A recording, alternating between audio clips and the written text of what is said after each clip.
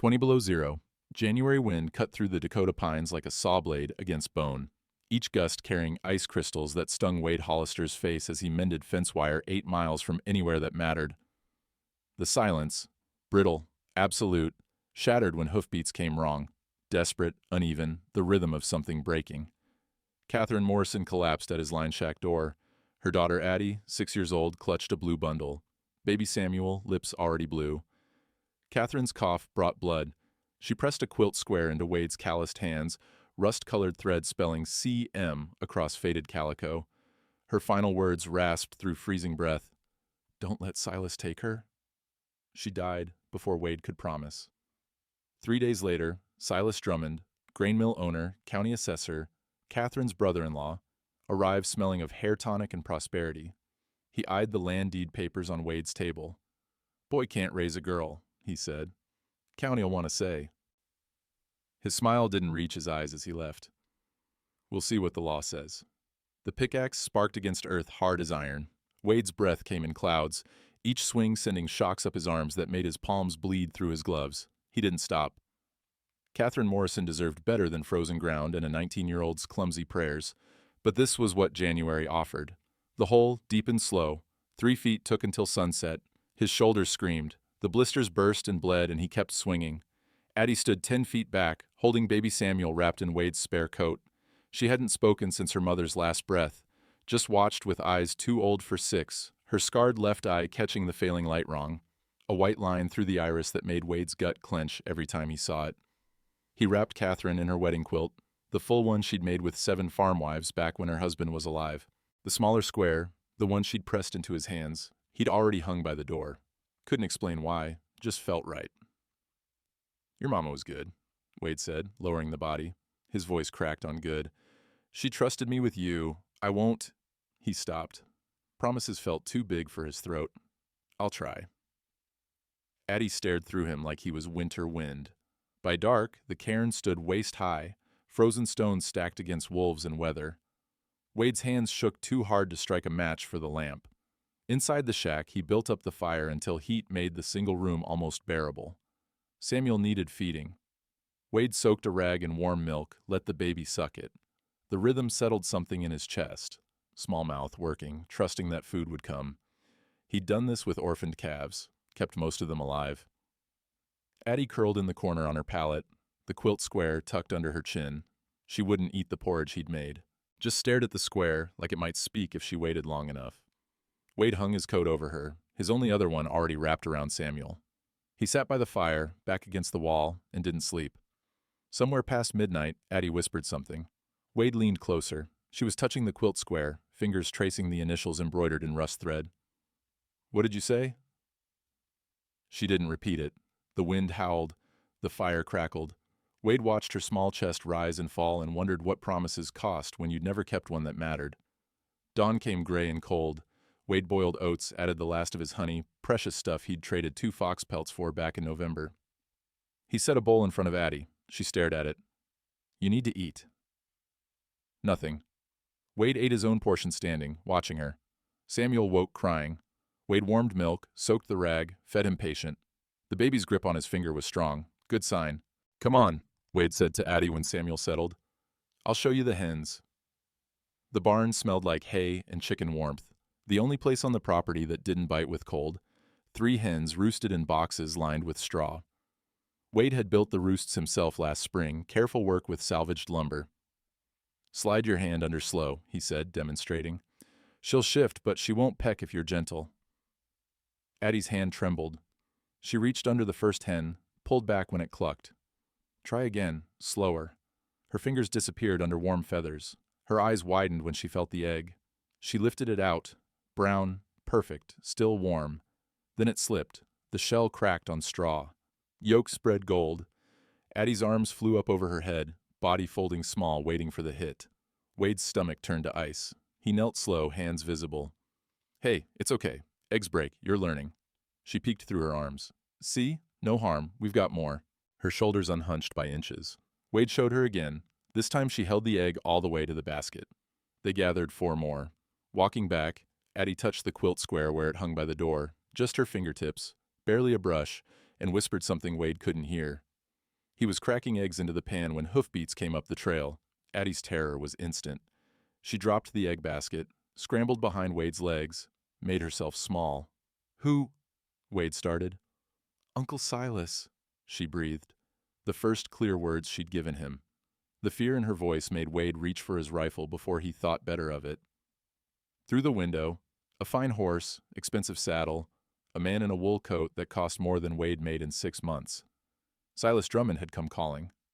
Silas Drummond dismounted like a man surveying property he already owned. Hair tonic hit Wade's nose before the handshake. Prosperity's cologne, thick enough to choke on. "Wade," Drummond's voice carried the practiced sympathy of a man who'd never meant a word of it. "Terrible business. Catherine passing like that." "Yes, sir."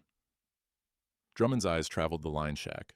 One room, stone fireplace, sleeping loft barely tall enough to sit in. His gaze lingered on Addie's corner pallet, then moved to the deed papers on Wade's crude table. "Where's the child sleeping?" Wade gestured to the makeshift bed, pine boards laid across sawhorses covered in quilts and furs. Drummond's lip curled. No privacy, no proper facilities. He picked up the land deed, casual as lifting a newspaper. 80 acres, Catherine's inheritance from her late husband. This'll need proper management now. Girl's a minor. County'll want a trustee appointed. Wade's jaw tightened. "Catherine made a will, named me guardian." The laugh came sharp, dismissive. "A handwritten note from a dying woman?" Drummond set the deed down too gently, like it might break. "Wade, the law requires proper documentation, court approval. You're 19 years old, unmarried." His eyes flicked to the single room again. "Living in conditions barely suitable for yourself, let alone a young girl." Behind Wade's leg, Addie pressed closer. Her breathing had gone shallow.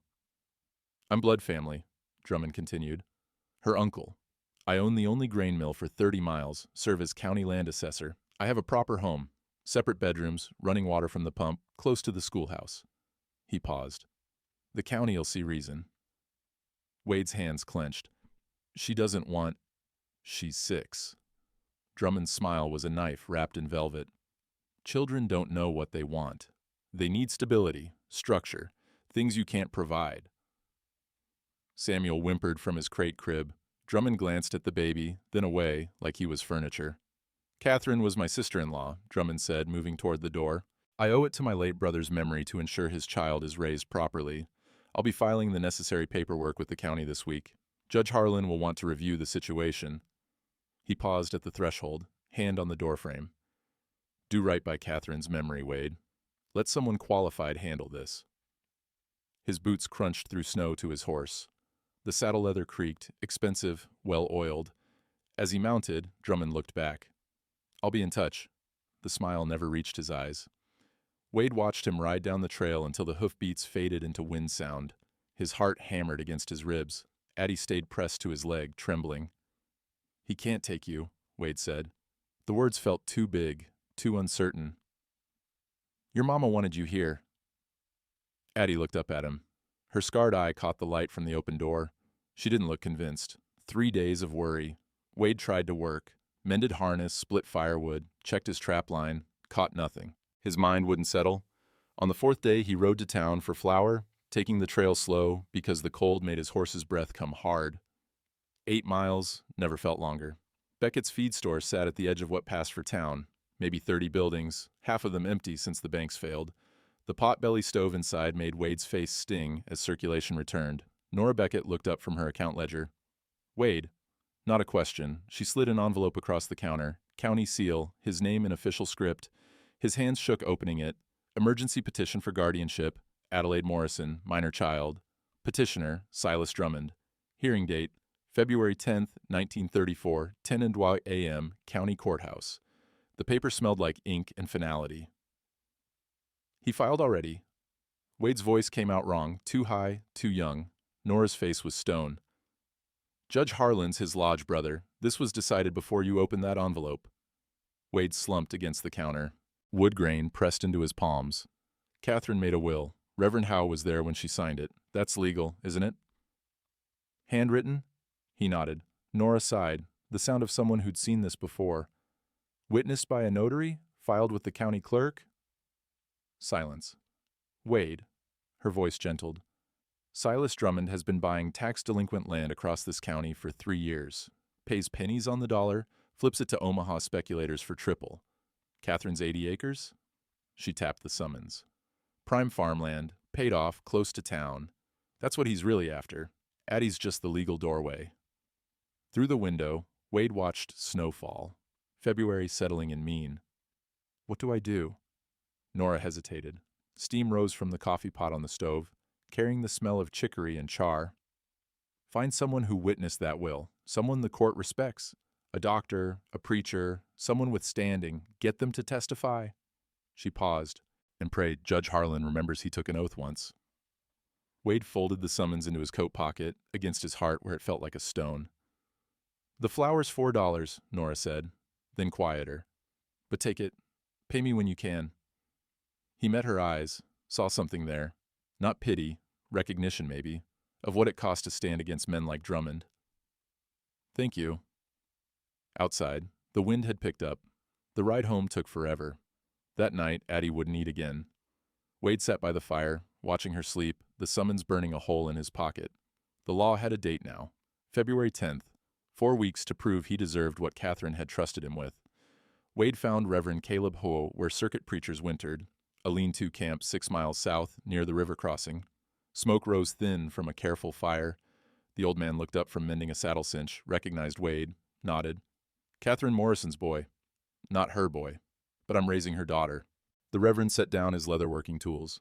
Heard she passed, January? Yes, sir. Wade dismounted, held his horse's reins too tight. You witnessed her will? November, maybe? She signed a paper naming me guardian for Addie. Recognition lit Howe's weathered face. I remember, roadside near the Miller place. She was clear-headed, specific about her wishes. I signed as witness. He studied Wade. What's the trouble? Her brother-in-law filed for guardianship, claims the will's not legal, hearings February 10th. Who stood slowly, joints complaining in the cold? Silas Drummond. You know him? Know his type. Uses the law like a club. The Reverend walked to his bedroll, pulled out a small writing desk, portable, ink bottle secured with cork and wire. I'll do better than testify. I'll write an affidavit, legal document, sworn statement of what I witnessed. He spread paper on a flat rock, dipped his pen. His handwriting emerged, careful, formal. I, Caleb Howe, ordained minister of the Methodist Episcopal Church, do hereby swear that on November 14th, 1933, I witnessed Catherine Morrison, resident of this county, sign her last will and testament. She was of sound mind and body, not under duress or influence of laudanum or other medicines. She specifically named Wade Hollister as guardian of her daughter, Adelaide Morrison, aged 6 years. I affixed my signature as witness to this document in good faith and clear conscience. He signed it, dated it, blew on the ink. This gives you standing in court. Who folded the paper, handed it to Wade. But son, Silas Drummond has been buying influence for years. Lodge connections, political appointments. Judge Harlan may dismiss this as irregular. Handwritten wills without notary seals. He shook his head. Prepare yourself for a fight. Wade tucked the affidavit into his coat, next to the summons, paper against paper. It's more than I had yesterday. Truth has power, Howe said. Not always enough power, but some. We'll see which the judge values more, law or justice. Riding home, the wind felt less cutting. The affidavit rustled against his chest with each breath. Maybe Catherine's choice would matter after all. Morning. Wade woke to gray light and the sound of the barn door creaking. He was on his feet before thought, grabbing his coat, pulling boots over bare feet. Through the frost-glazed window he saw her, small figure in her oversized coat, carrying the egg basket. Addie, alone in the barn. Wade watched from the doorway. She moved methodical, sliding her hand under the first hen just like he'd taught her, slow and gentle. The hen shifted. Addie waited, patient. Drew out the egg unbroken. She did all 4 nests, not a single crack. When she emerged, basket full, she saw him watching. For a moment, just a heartbeat, something almost like a smile touched her face. She held up an egg like a prize. Wade's throat went tight. You did that yourself, she nodded.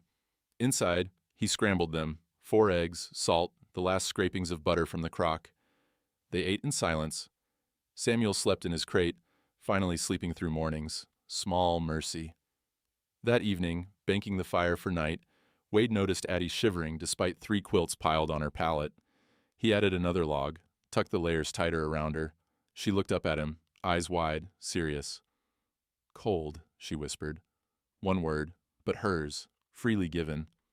Wade knelt beside her pallet. "I'll keep you warm, that's a promise." She studied his face like she was reading truth written there, then nodded, closed her eyes. Wade sat against the wall, back to the stone, watching her breathe. The fire crackled. Outside, wind tested the chinking between logs. Finding gaps, always finding gaps. The affidavit sat folded in his coat pocket.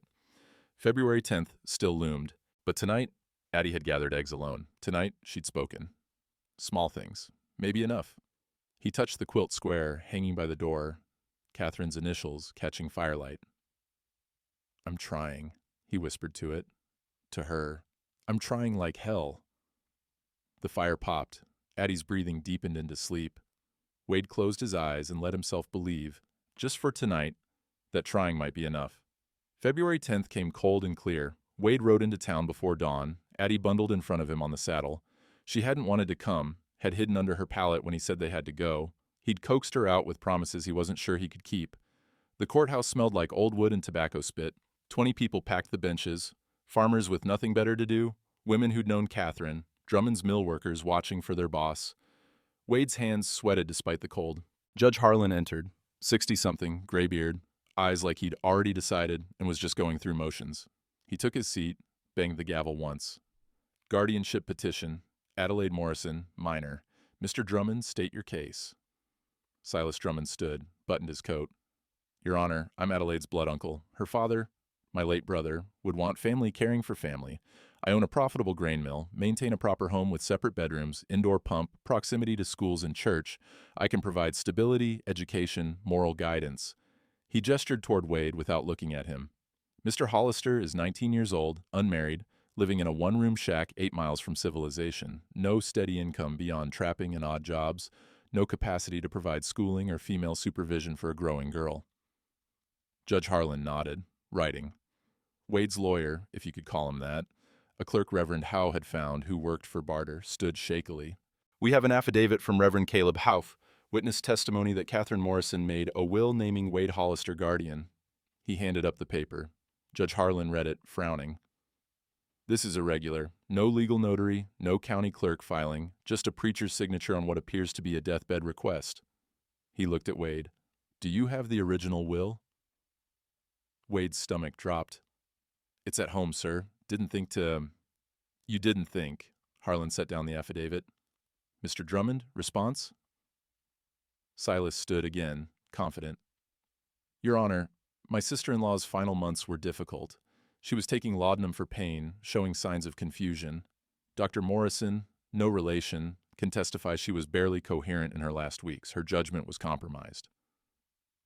Wade surged to his feet. "That's a lie. Catherine was clear-headed until—" The gavel cracked. "Control yourself, Mr. Hollister, or I'll have you removed." Wade sat. His hands shook. Beside him, Addie had gone perfectly still, that awful stillness she got when Uncle Silas was near. Judge Harlan shuffled papers. Given the irregular nature of the alleged will, the petitioner's superior financial position and blood relation, and concerns about suitable living conditions, he paused. "I'm appointing Mr. Drummond temporary guardian, effective March 15th. Transfer of custody in 30 days. The words hit like fists. "However," Harlan looked at Wade, "if you can provide proof of stable income, demonstrably improved living conditions, and written community endorsement of your fitness as guardian, I'll reconsider at the March hearing. Until then, Mr. Drummond assumes temporary custody." The gavel fell. Wade couldn't breathe. The room spun. Addie's hand found his, squeezed once. She was shaking. Outside, Drummond caught Wade's arm on the courthouse steps. People watching, always watching. "Nothing personal, Wade. Just doing right by family." Wade jerked free. Walked to his horse, lifted Addie up. Her face was buried in his coat. The ride home took forever through February cold that cut to bone. 30 days. Wade was halfway to his horse when Drummond's voice carried across the courthouse yard. "Oh, Wade, nearly forgot." The tone stopped him. Too casual, too pleased. Drummond approached, pulling a folded notice from his coat. "County Assessor's Office flagged Catherine's property during the estate review. Unpaid taxes, $47. Due April 15th, or the 80 acres go to public auction. He held out the paper like he was doing Wade a favor. Wade took it. The official seal made his stomach turn, dated January 20th, 1934. Catherine paid her taxes, Wade said. His voice sounded far away. I saw the receipt. Drummond's smile thinned. Then present it to the county. Otherwise, he shrugged. April 15th, $47. I'd hate to see Addie lose her inheritance on top of everything else. He paused. If you can't pay, perhaps we could arrange something. I could assume the debt in exchange for cooperation with the custody transition. Wade stared at the notice. The date burned into his vision. January 20th, 2 weeks after Catherine died. 2 weeks after she couldn't have known about any tax debt. Think about it, Drummond said, tipping his hat. He walked to his horse, fine animal, expensive tack, and rode toward town. Wade stood in the courthouse yard, snow beginning to fall, the notice shaking in his hands. Nora Beckett materialized beside him. She'd been watching from the feed store across the street. Let me see that. Wade handed it over. She scanned it, her jaw tightening. This is dated after Catherine's death. Her voice went flat. How could she owe taxes she didn't know existed? He filed it himself, Wade said, understanding coming slow like ice cracking. As county assessor, he can initiate liens. It's fraud. Nora folded the notice. Absolute fraud. Doesn't matter if I can't prove it. Wade's laugh came out broken. And even if I could, I don't have $47. Nora studied him. Behind them, the courthouse emptied, farmers heading to the saloon, women to their wagons. The afternoon was dying gray. 2 problems, then, she said. Prove the lien's fraudulent and find $47 by April. We've got 2 months. I've got 30 days before he takes Addie. Then we work fast. She looked at him hard. Do you have Catherine's tax receipt? The real one? Wade's mind raced. At the shack, maybe. She kept papers in. He stopped.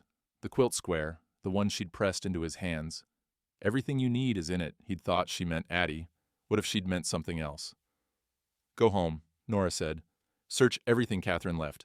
Every paper, every scrap. If she paid those taxes, there's proof somewhere. Wade nodded, numb. He lifted Addie onto the horse. She hadn't spoken since the judge's ruling, just held onto the saddle horn with white knuckles. The ride home stretched through gathering dark. Snow fell steady now, covering tracks, covering everything. At the shack, Wade built up the fire, fed Addie, put her to bed, though it was barely past supper. Then he started searching. Every drawer, every box, every fold of fabric Catherine had owned. The quilt square hung by the door, rust-colored initials catching firelight. Wade took it down, held it up to the lamp. Just fabric, just thread. He hung it back up, defeated. Outside, February wind howled promises it wouldn't keep. 30 days until Drummond took Addie. 6 weeks until the land went to auction, and Wade had never felt more like the 19-year-old boy everyone kept calling him. Wade's saddle sat on Tom Guthrie's workbench, hand-tooled leather, the only thing worth selling he owned. His inheritance from the rancher who'd raised him taught him everything about surviving alone. Now he needed to survive with someone else, depending on him. Tom turned the saddle over, checking the stitching, the leather quality. The blacksmith's forge glowed red behind him, heat making the February cold feel like a lie. Metal rang on metal, Tom's apprentice working somewhere in back. $8, Tom said finally. It's worth 20 easy, but times are what they are. Wade's throat worked. I need flour, lamp oil, fabric for a dress. Addie's outgrown everything. Tom counted bills slow, like it pained him to do it. Through the open door, Wade saw them watching. Farmers at the general store, women on the boardwalk. Word traveled fast in towns this small. Everyone knew about the hearing, about Drummond's petition. Some looked away, embarrassed, others nodded, respectful. Tom handed over the money. Silas Drummond's counting on you breaking, counting on you giving up so he can swoop in, play savior, take that land. He met Wade's eyes. Don't give him the satisfaction. Not planning to. Wade pocketed the bills, walked to his horse, bareback now, like a drifter, like someone with nothing. Crossing the street to the general store, he passed Drummond's mill. Silas stood in the doorway, arms crossed, watching. Their eyes met. Drummond smiled. Wade didn't look away, didn't hurry, just kept walking, back straight, head up. Inside the store, he bought careful. 10 pounds of flour, 1 quart lamp oil, 3 yards of calico. Cheapest fabric they had, but it was blue like the sky Addie used to watch before her mama died. The storekeeper wrapped it without comment, took Wade's money, gave him back 73 cents. Wade held the coins in his palm, less than $1 left from his only valuable possession. April 15th felt like a sentence. Outside, he loaded the supplies on his horse. The animal shifted, adjusting to the different weight distribution without a saddle. Wade stroked its neck once, apologetic, then rode home through afternoon cold that bit through his coat. That night, he cut the fabric by lamplight while Addie slept. His hands were meant for rope and wire, not needle and thread, but he'd watched enough to know the basics. The dress came together crooked, sleeves uneven, but it was whole. He left it folded by Addie's pallet. In the morning, she found it, held it up, looked at Wade. "For you," he said. "Might not fit perfect, but..." She put it on over her old one. Too long in the hem, tight in the shoulders. She didn't seem to care. "Thank you," she whispered. 2 words, getting more each day. Wade nodded, not trusting his voice. Saturday, Wade's new routine: bring Addie to town once a week, let her see other people, other places. Let the county see he was trying. Beckett's feed store was warm, smelled like coffee and burlap and the good kind of dust that meant grain and seed and growing things. Nora looked up from her account books, nodded them in. A farmer stood at the counter, Violet Maycross's husband, settling accounts. Nora weighed his grain on the scales mounted to her counter, 52 pounds. She wrote it in her ledger, calculated payment. Addie watched, fascinated. When the farmer left, Nora noticed. "You like that?" Addie nodded. Nora gestured her over. "Want to try?" She showed Addie how to balance the scales, small weight on one side, handful of seed on the other, teaching the principle: equilibrium, fairness, truth that could be measured. Addie's eyes went wide when the needle settled perfectly centered. While Wade haggled with Nora over flour prices, her giving him better terms than she should, him too proud to accept charity but too desperate to refuse. Addie sat in the corner with scrap paper and a charcoal stub. She drew. Wade saw it when they were leaving. 2 pans, a needle, perfect balance. Underneath, in shaky letters, "Honest." "Where'd you learn that word?" he asked. Addie pointed to the scales. "Mama said honest scales don't lie." She looked up at him, her scarred eye catching lamplight. "Do people?" The question hit like a fist. Wade knelt. "Some do. Your Uncle Silas does, but we don't have to." Nora had come over, was looking at the drawing. "Mind if I keep this?" Addie shrugged. Permission. Nora folded it careful, tucked it into her apron pocket. Over Addie's head, she met Wade's eyes. Something passed between them. Understanding, maybe. Strategy. "Honest scales," Nora said quietly. "Good reminder." Walking home, Addie slipped her hand into Wade's. The February cold bit less when she did that. That night, after she was asleep, Wade stood at the window looking at nothing, 73 cents in his pocket. 30 days until the custody hearing, 2 months until the land auction. The quilt square hung by the door, Catherine's initials visible even in dim firelight. He'd searched everywhere. No tax receipt, no proof. Just fabric and thread, and a dead woman's trust that he'd figure it out. Outside, the wind shifted. Somewhere south, spring was coming. Not here, not yet, but maybe soon. Sunday. Wade didn't attend church regular, hadn't since the rancher who raised him died, but Reverend Howe had pulled him aside at the feed store. "Show your face, let them see you're trying. Judge Harlan listens to community opinion more than he admits." So Wade borrowed a clean shirt from Tom Guthrie, scrubbed Addie's face until it shone, braided her hair the clumsy way he'd learned from watching. They rode into town, tied the horse outside the white clapboard church. Inside smelled like old hymnals and wood polish. Wade took a back pew. Addie pressed against his side. She didn't like crowds. Too many eyes. Before the service started, voices carried from the front rows. Women in their Sunday clothes, not bothering to whisper. Heard Catherine Morrison was taking laudanum by the bottle toward the end. Silas said she was barely coherent those last months. Wade's hands clenched the pew. And that injury on the girl's eye. Adelaide? Silas mentioned it happened under Catherine's watch. Possible neglect, he said. Makes you wonder about her judgment. If the mother was unfit, how can we trust her choice of guardian? That Hollister boy's barely more than a child himself. Addie had gone rigid beside him. Her hand found the scarred tissue around her left eye, touching it like she could make it disappear. Wade wanted to stand up, shout the truth. That scar came from Drummond's belt buckle, back when Catherine lived with him briefly after her husband died. That Catherine had fled with Addie the night it happened, chosen poverty over safety because safety under Silas Drummond's roof was a lie. But shouting wouldn't help, would just prove he was too young, too hot-headed, too unfit. Reverend Howe stepped to the pulpit. His eyes found Wade's, held them for a moment. Then he opened his Bible. Proverbs chapter 11, verse 1. The Lord abhors dishonest scales, but accurate weights find his favor. His voice filled the small church. Brothers and sisters, we live in times of drought and dust, times when it's easy to believe the loudest voice, the wealthiest man, the one who wears prosperity like armor. He paused. But the Lord doesn't measure worth by the weight of a man's purse. He measures by the weight of his heart. Wade's throat tightened. Dishonest scales? They're not just in the marketplace. They're in our gossip, our assumptions, our willingness to believe rumor over truth because rumor is easier. Hove's gaze swept the congregation. A child's welfare hangs in the balance. I pray we weigh it honestly. The sermon continued. Wade barely heard it, just felt Addie lean heavier against him, her small body trusting his to hold steady. After the service, people filed out. Some nodded to Wade, brief, acknowledging. Others looked away. One woman, Martha Hendricks, the schoolteacher, stopped. Catherine Morrison was sharp as a tack until the day she died. Don't let anyone tell you different. Wade nodded, not trusting his voice. Outside, Drummond stood by his buggy talking to Judge Harlan. Their laughter carried across the churchyard. Wade lifted Addie onto his horse, mounted behind her, rode home without looking back.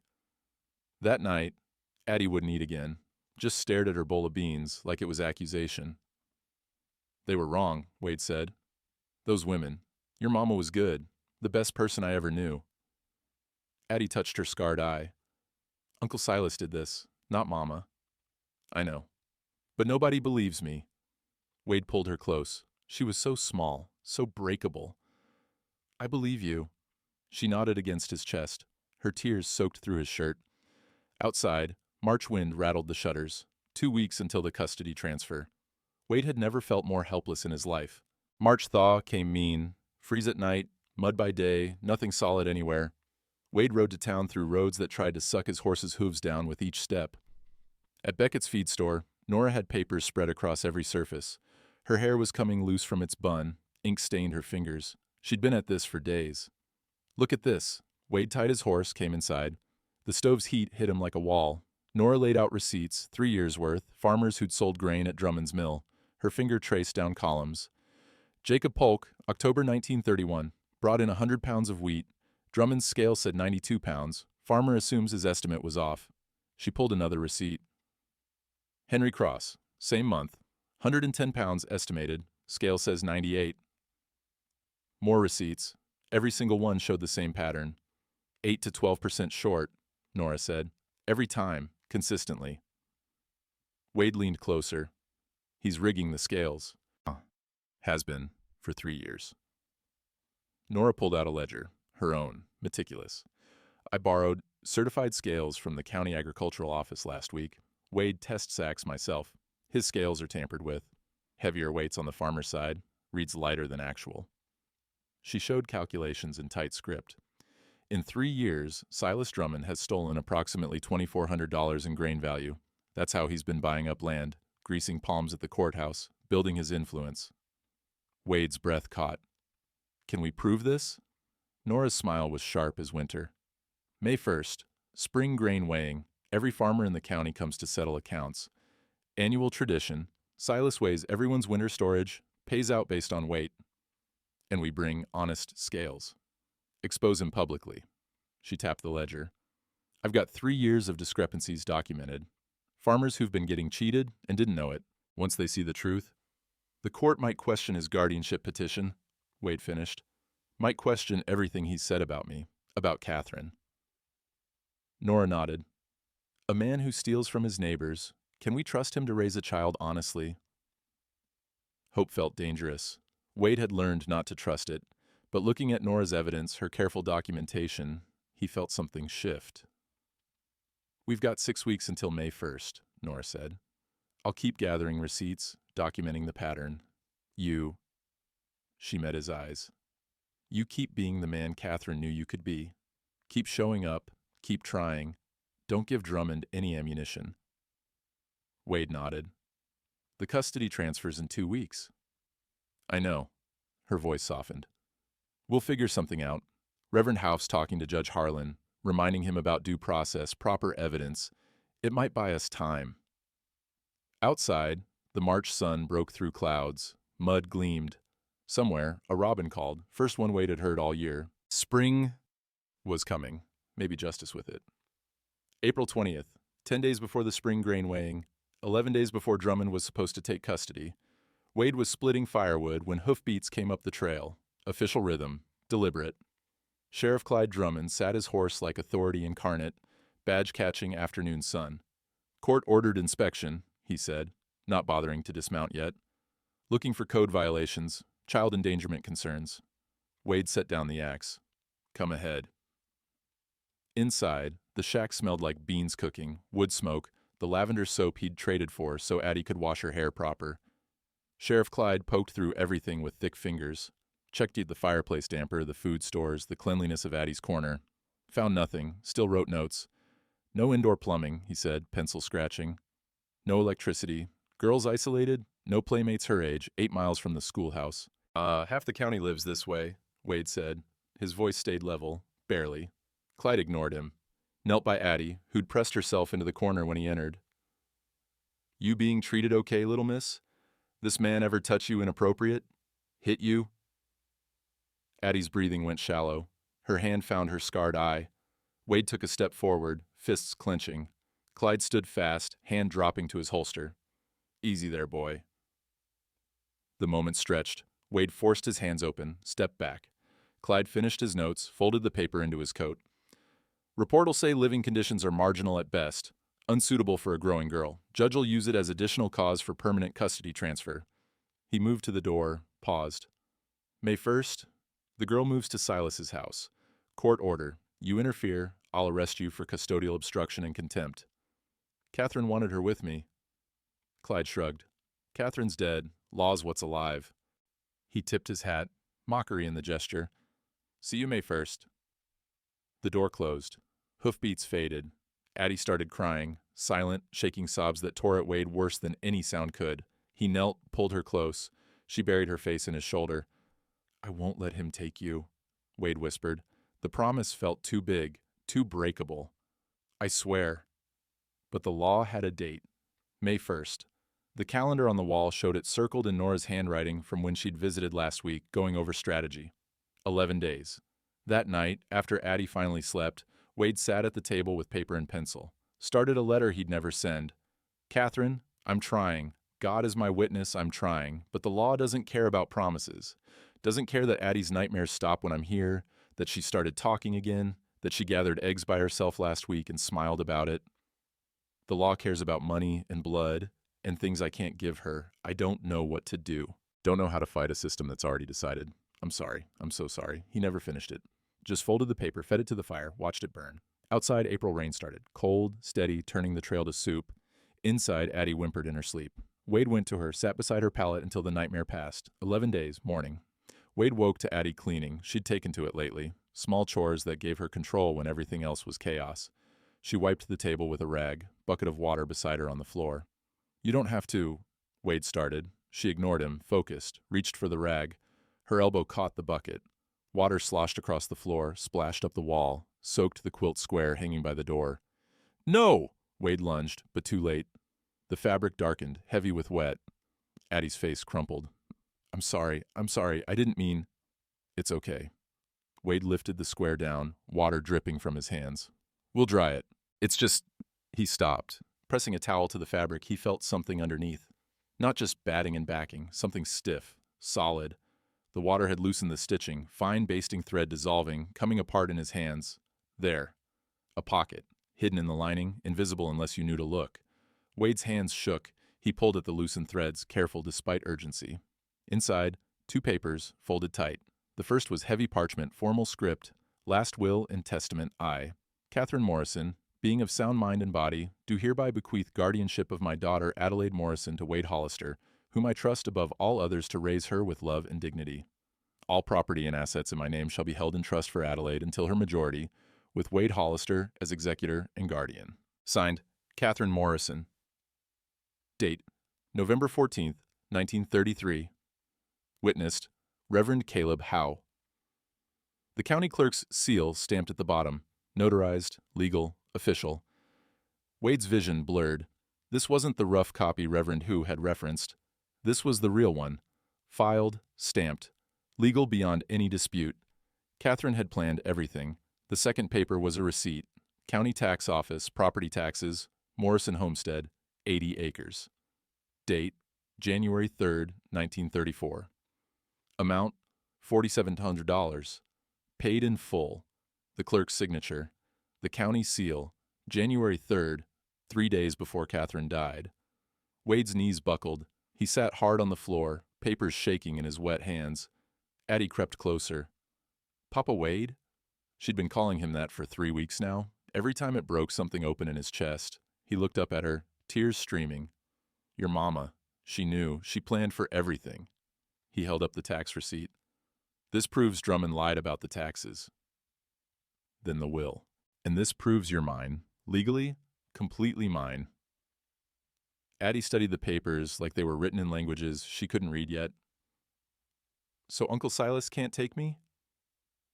Not if I get these to Judge Harlan before May 1st.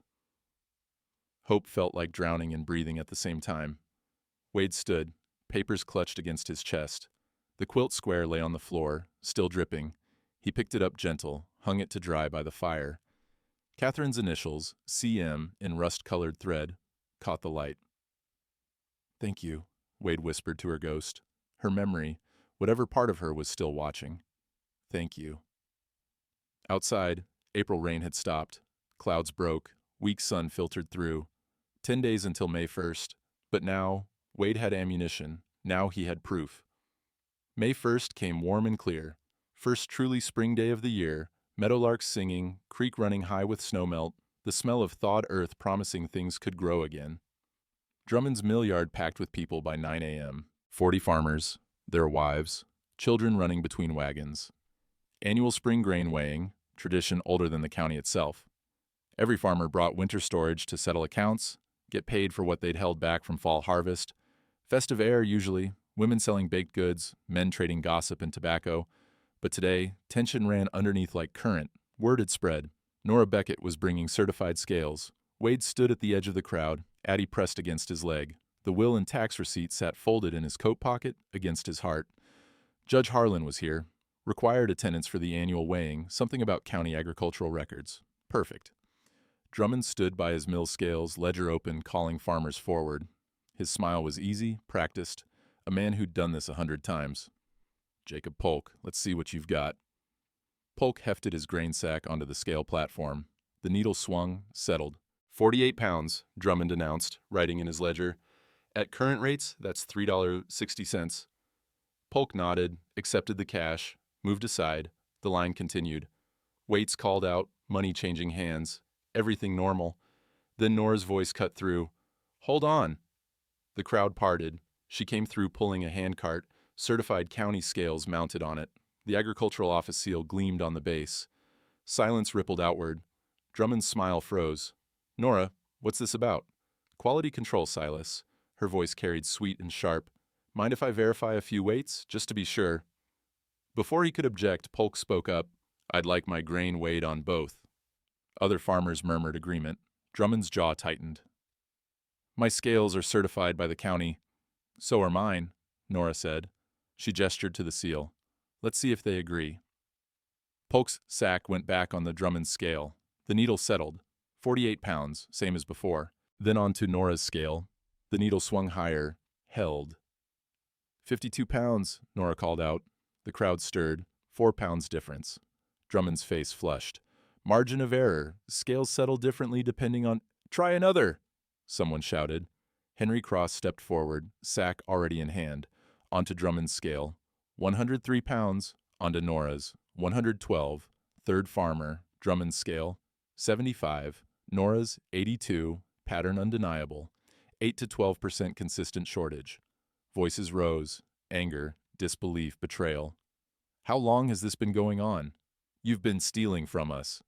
My family nearly lost our farm last winter because you said our yield was short. Drummond held up his hands. Now hold on. There's clearly some malfunction in one set of scales. We can't know which. We can, Nora said. She pulled out her ledger, 3 years of documentation. I've got receipts going back to 1931. Every farmer here, same pattern every time. Your scales consistently read 8 to 12% light. She looked at the crowd. He's stolen approximately $2,400 from this community. That's how he bought up half the county's tax-delinquent land.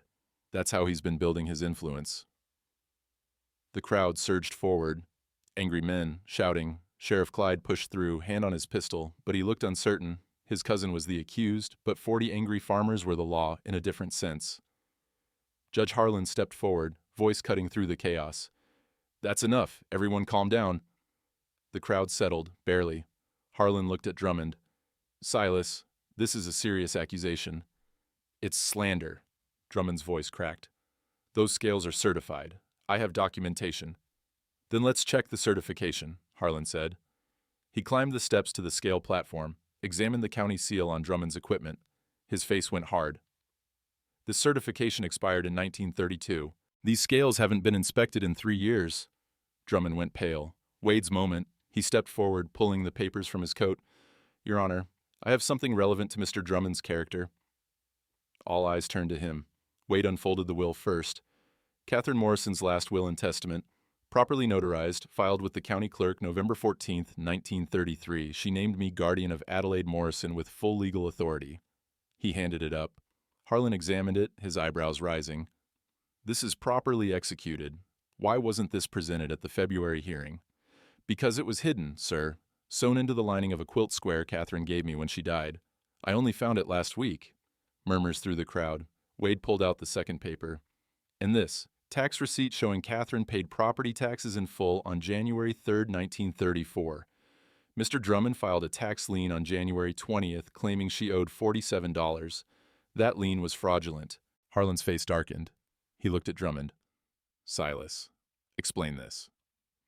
Drummond opened his mouth, closed it. His hands shook. Reverend Hofe stepped forward from the crowd. Your Honor, I witnessed that will. I can verify Catherine Morrison was of sound mind and clear intent when she signed it. Everything Mr. Drummond said about her being laudanum-addled and incompetent, that was lies. Then movement from the side. 7 women stepped forward together. Martha Hendricks, Ada Polk, June Vasquez, Ellen Croy, Bess Tanner, Ruth Kimball, Violet May Cross. Ruth spoke. Your Honor, we made Catherine Morrison's wedding quilt. That square Wade Hollister has. We can identify every stitch. I made the corner rosebud pattern myself, she pointed. We watched Catherine sign that will before we sewed the square as her blessing. She wanted Wade to have legal proof when the time came. One by one, the other women confirmed it, their voices overlapping, supporting, validating. Judge Harlan looked at the documents, at the women, at Drummond. Mr. Drummond, you filed a fraudulent tax lien. You've been operating uncertified scales for 3 years, systematically defrauding farmers. You lied to this court about Catherine Morrison's mental state. His voice went cold. Do you have anything to say? Drummond's face crumpled. The facade, prosperity, confidence, authority, shattered. I built this mill, he whispered. Built this town's grain trade from nothing. And for what? His voice rose, desperate. To watch Catherine choose a dead man's memory over me? To see her give everything, her child, her land, to some nobody? The crowd went silent. That land was supposed to stay in the family, Drummond continued, barely coherent now. Addie's blood, my brother's daughter. She deserved better than a line shack and a boy playing father. He looked at Wade, hatred and desperation mixing. I wanted what should have been mine. That's all. Just what should have been mine. Wade's voice cut through quiet. It was never yours, Silas. It was always Addie's. Catherine made sure of that. Judge Harlan's gavel fell like a gunshot. Mr. Drummond, I'm suspending your mill license pending full investigation. You will repay every farmer you defrauded with interest. I'm referring this matter to the county prosecutor for criminal charges. He turned to Wade. The will is valid and properly executed. Wade Hollister, you are hereby granted full legal guardianship of Adelaide Morrison, permanent and binding. The crowd erupted, cheering, crying, farmers surging forward. some to shake Wade's hand, others surrounding Drummond with faces like thunder. Sheriff Clyde looked torn. Duty to arrest his cousin versus 40 armed, angry men. He chose duty. Silas Drummond, you're under arrest for fraud and falsifying county documents. Drummond didn't resist, just stood there, broken, as the handcuffs clicked. Addie ran to Wade, crashed into his legs. He lifted her, 6 years old, light as hope, heavy as the world. She buried her face in his shoulder. "Mama knew," she whispered. "She knew you'd keep me." Wade's tears came silent, dignified. "Yeah, little one. She knew." Around them, the celebration continued. Nora Beckett appeared, pressed a small cloth bundle into Wade's hand. 7 farm wives took up a collection, $47, for the land. Wade tried to refuse. She closed his fingers around it. "Pay it forward someday," she said, smiled, walked away. The spring sun warmed Wade's face. Meadowlarks sang. The scales, Nora's honest ones, sat balanced and true in the afternoon light. Justice, Wade thought, sometimes took the long way around. But it came. May 4th. The county clerk's office smelled like paper and ink and the dusty finality of things made official. Wade's hand, still calloused, always would be, signed the final guardianship decree. His signature looked small next to the formal script above it, but it was his, legal, permanent. Judge Harlan witnessed, pressed his seal into red wax. The stamp sizzled. "Conditions?" Harlan said, though his voice had lost its courtroom edge. "Adelaide enrolls in school by September. Quarterly welfare checks for 1 year. Just procedure, you understand. Maintain suitable living conditions." "Yes, sir." Harlan studied Wade for a long moment. "Off the record, Silas Drummond posted bail yesterday morning, left on the eastbound train before noon. Word is he took a railroad bookkeeping job in Omaha." He paused. "Won't be back." Something in Wade's chest loosened. Not relief exactly, just the absence of a weight he'd carried so long he'd forgotten what breathing felt like without it. "Catherine Morrison bet her daughter's life on you, son," Harlan continued. His eyes were softer than Wade had ever seen them. "Don't prove her wrong." Wade met his gaze steady. "Every day I wake up trying to deserve that bet, sir." Harlan nodded, slid the decree across the desk. "Then you'll do fine." Outside, spring had fully arrived. The mud had dried to dust that smelled like possibility. Nora waited with Addie on the courthouse steps, watching pigeons squabble over breadcrumbs from a paper sack Addie was feeding them. "It's done?" Nora asked. Wade showed the stamped decree. She smiled, rare, genuine. "Catherine's 80 acres are safe then. Addie's inheritance secure until she's grown." "Then it's hers to do with as she chooses," Wade said. Addie looked up from the pigeons. "Will you still be there when I'm grown?" The question stopped Wade's heart for a beat.